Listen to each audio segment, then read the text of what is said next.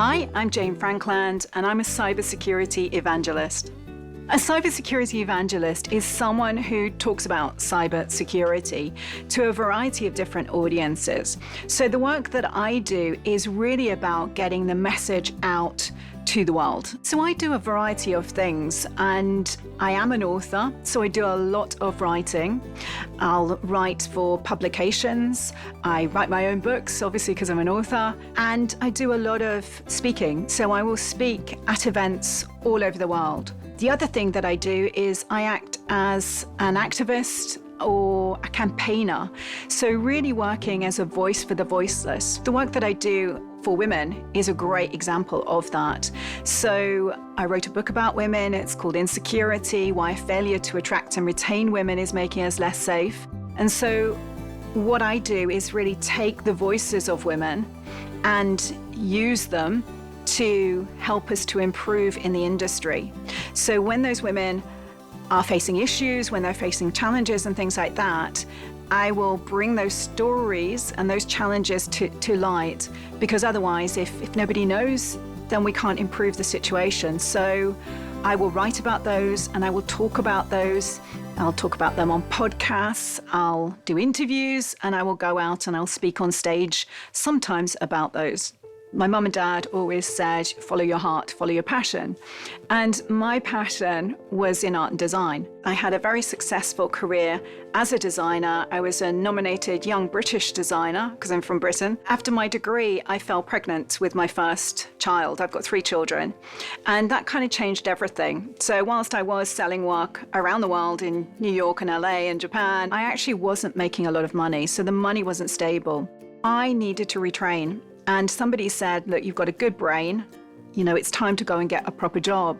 So for me, I really didn't know where to look. You know, all I knew was that I had these skills as a designer, but what else could I do? Somebody spotted the talent that I had.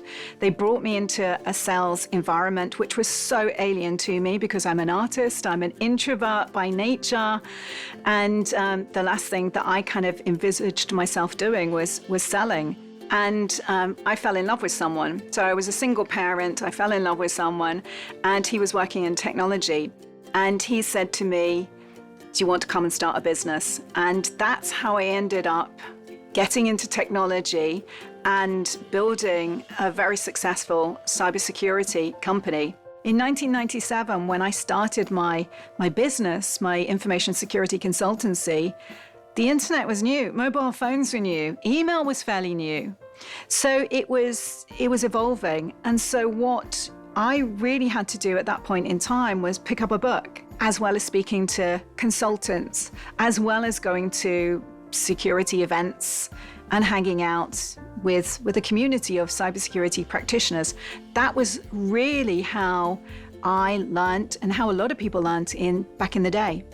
My degree in art and design, I think, has really helped me to do well in this industry because I don't see things like other people.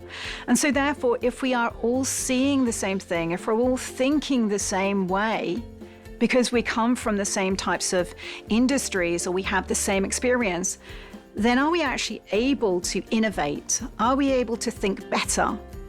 I don't think so. And that's why I believe it's really important to get people from other industries, other fields, other life experiences, so that we can actually do better, so that we can spot cyber attacks happening, so that we can do better with the policies that we're writing, with the processes that we are asking people to follow.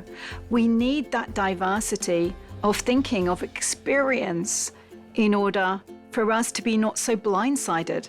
So now is a really great time for people to transition into cybersecurity. We have training programs available. They're online. Some of them are free. Some of them are paid. Some of them you will do through a scholarship.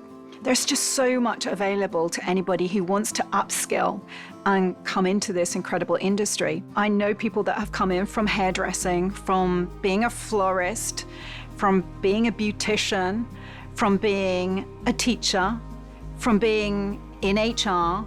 I truly believe that there is a role for anyone who has the curiosity, the desire to help us to become safer and more digitally secure in our world.